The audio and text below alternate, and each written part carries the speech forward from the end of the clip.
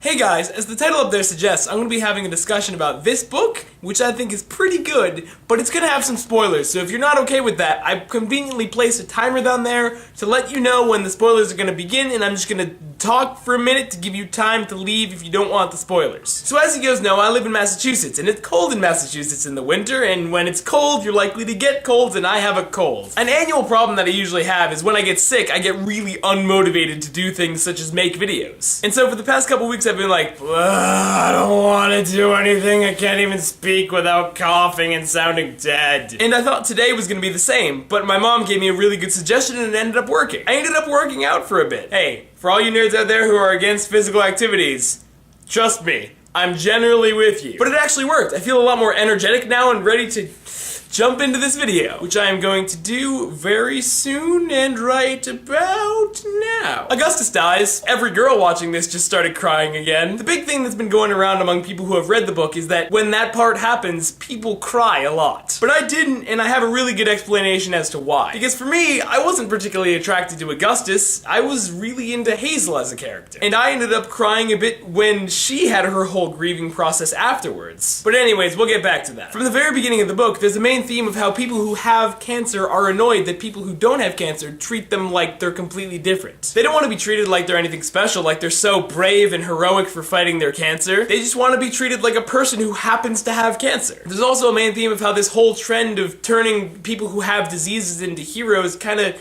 ruins the whole process of it. It makes them feel less willing to, live the rest of their lives as people, and they feel like, hey, I can't live up to this heroic standard, so what am I? I'm nothing. Even as Hazel goes through the normal teenage process of falling in love, she feels like she can't because she has this cancer literally being dragged around with her in a cart. Well, okay, she's dragging her air tank in the cart, but it's just a symbol for the cancer. She feels like she's not allowed to partake in the normal human processes because she has this thing that's, eating away at her. Which is why I really like Augustus's message of don't let the cancer kill you before it actually kills you. Now I know we're really not supposed to like Peter Van Houten, but by the end I just kind of felt bad for him. I can't help but feel like there was a bit of a contradiction there, by which I mean if you read the foreword about Esther, it emphasized the point that this is a fictional story, but the fictional stories do matter. I think when Hazel really wanted to know what happened after an imperial affliction ended, she really wanted to know what would happen after she died. She thought that knowing more about the Dutch Tulip Man or Anna's mother or the hamster might help her learn more about what would happen after she was gone. When this was first introduced to the book, it was mainly just a cancer problem. But as I thought more about it, I realized,